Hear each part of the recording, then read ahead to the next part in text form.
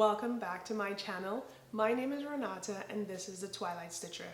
Today I'm going to share with you one of my most recent make, and basically this is my last summer type make for the year before I start working on fall projects. So as you can see behind me, I have this really lovely striped tee and this floral skirt. When I decided to work on this project, I was a little apprehensive because as you can see it's stripes and then I have a floral pattern, so I wasn't exactly sure if they would work well together. However, while browsing through Pinterest, I saw a lot of the street style models and bloggers with floral skirts and striped tops, and I wanted to try the look out and see how it worked on me. So if you want to learn a little bit more about the project, please meet me in the next clip. Okay, so first of all, the fabric that I use for the top, I've had it in my stash for about 2 years. I picked it up from S.R. Harris in Minnesota. I love that fabric store.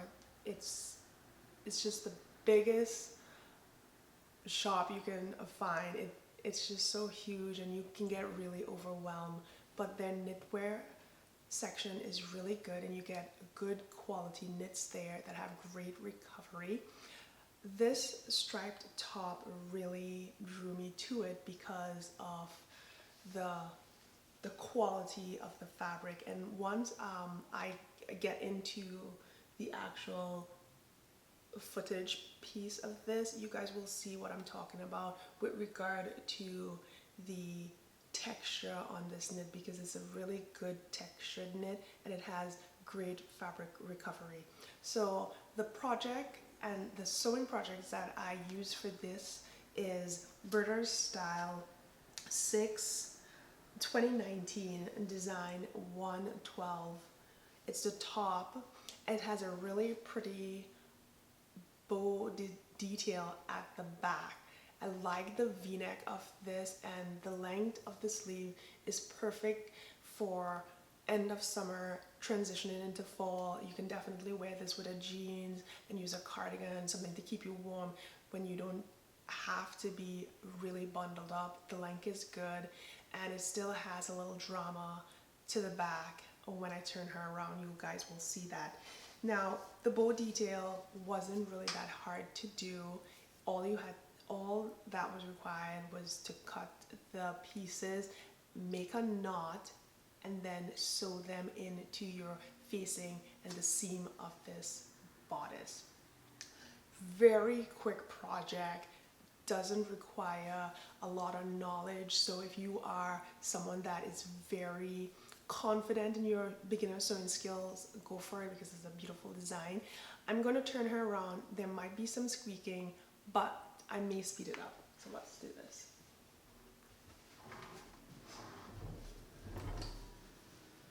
So this is the back of the bodice. As you can see, it's really cute. It's just such a really cute feminine detail, and I thought it worked really well with stripes because sometimes you might think stripes could be a little more masculine, so this is a really sweet way to add a little feminine touch to the project.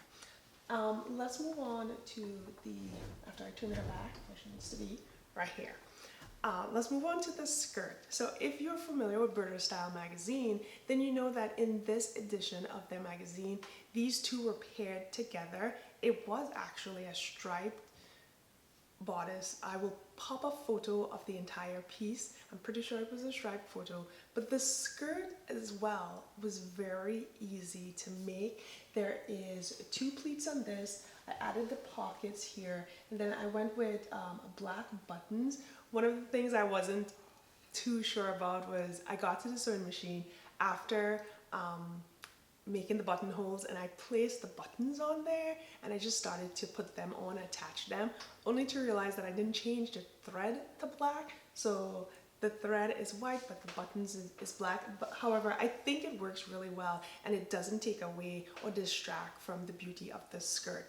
So this skirt is very full, and you know, it's not super voluminous, but it's full enough, and you can definitely wear this into the fall season. I know it's floral, but floral is something that's really big this year for trend. I know it's dark florals that is really in for this season, but this is a floral that I think can actually ease you into the trend. If you're not someone that wear a lot of dark florals, this might be something that could guide you into taking that step or dipping your toes in the water and see if it's a trend that you like. And if you don't, then you don't. But I think wearing this skirt with a plain black turtleneck and some boots as we enter the fall season, and then throw in a cardigan, this will make an amazing comfortable outfit, because the skirt is very comfortable, and it is also one that you can definitely make with a heavyweight fabric, plaids, stripes. It was quite simple to make, and it did not take a lot of time.